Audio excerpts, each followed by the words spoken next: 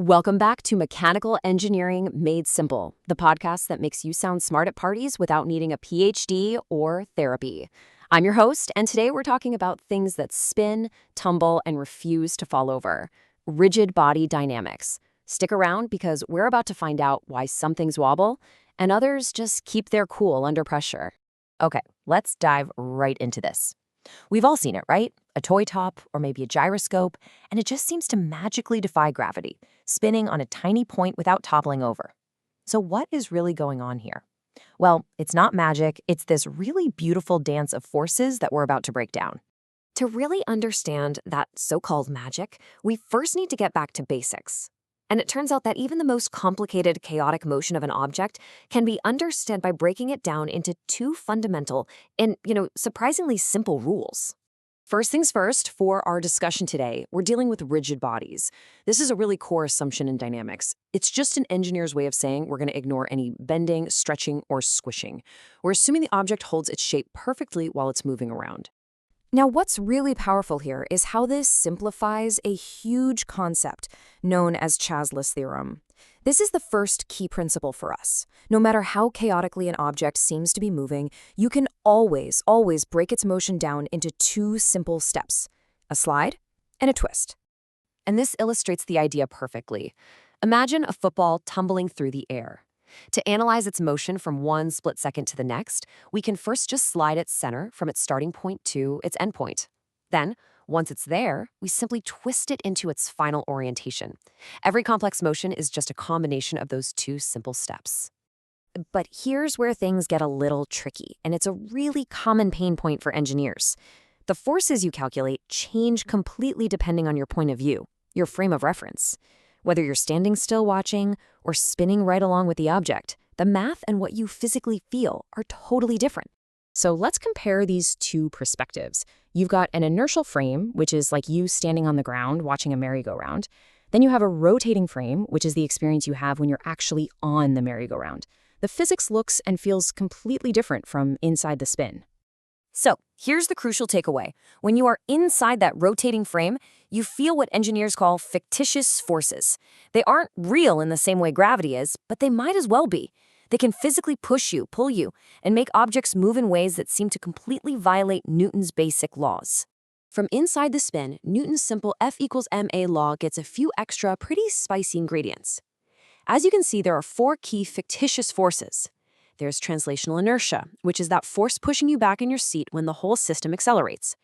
Then you have centrifugal force, that familiar feeling of being flung outwards. Add to that angular inertia, a force you feel if the spin itself is speeding up or slowing down. And finally, there's the really weird one, the Coriolis force, this sidewise push that only affects things that are already moving within the spinning frame. Let's make this totally tangible. That force that pushes you back into your seat when a car accelerates? That's what it feels like to be inside an accelerating frame. That is translational inertia. The force flinging you outwards on a carnival ride, that's your old friend centrifugal force. They feel real because you're moving with the system. And that mysterious Coriolis force, it has massive consequences. I mean, it's the reason hurricanes spin. As air rushes toward a low-pressure center, the Earth's rotation deflects it sideways, and that creates that gigantic, iconic spiral. All right, now that we understand rotating frames and these so-called fictitious forces, we have the tools we need. Let's apply them to finally solve the mystery of the gyroscope and the spinning top. Instead of just falling over, a spinning top precesses. Gravity's trying to tip it over, which applies a torque. But because the top has so much angular momentum from its spin, that torque doesn't cause it to fall. It actually causes the axis of rotation to slowly wobble in a circle. This table breaks it down perfectly. The torque from gravity is the cause of the precession, or the wobble. And notice the relationship with spin speed. The faster the top spins, the more stable it is, and the slower it wobbles. High angular momentum just resists change. Now, this isn't just about toys. These gyroscopic effects are a major factor and often a major pain point that engineers have to design for in the real world, from airplanes all the way to spacecraft. Take a single-engine airplane. That huge, fast-spinning propeller isn't just pulling the plane forward, it's a massive gyroscope. And as we just learned, applying a torque to a gyroscope can have some very, very counterintuitive results. This is a classic problem pilots and aerospace engineers have to deal with. When the plane yaws or turns to the right, the gyroscopic effect of the propeller creates a moment that pushes the airplane's nose down. The opposite happens in a left turn. The flight controls and the pilot have to constantly account for this invisible force. Now, imagine you're in space where there's no air to push against. For a satellite, its own motion is its worst enemy. When it tries to yaw or roll, that motion generates unwanted torques across all three axes, trying to tumble it out of control.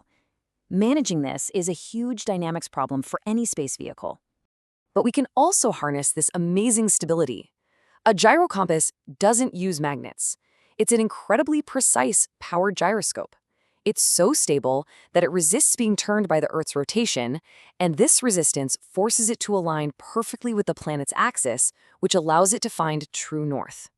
You get everything from a perfectly thrown football to a satellite staying locked on target. The big takeaway here is that spin adds a whole new dimension of stability and complexity to motion. It's an invisible force that shapes everything from our weather to our technology. So the next time you see something spinning, remember, it's not just turning in circles. It's actively fighting to hold its place in the universe.